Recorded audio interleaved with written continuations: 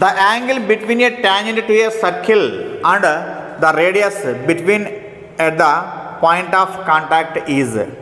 ఒక వృత్త స్పర్శరేఖకు స్పర్శ బిందువు గుండా గీచిన వ్యాసార్థానికి మధ్య గల కోణం అన్నాడు. యాక్చువల్గా ఒక సర్కిల్ తీసుకుంటే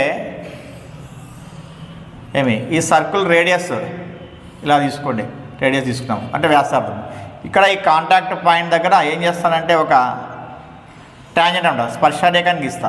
ఈ స్పర్శరేఖని గీసినానంటే ఇప్పుడు ఈ రెండింటి మధ్య కోణం అనమాట. The angle between the radius and tangent అనమాట. అంటే వ్యాసార్థానికి తర్వాత స్పర్శరేఖకి మధ్య కోణం ఎంత ఉంటుందంటే ఖచ్చితంగా ఇలా ఉంటుంది, 9 degrees ఉంటుంది. ఇలానే కాదు, మనం ఇలా కూడా తీసుకోవచ్చు.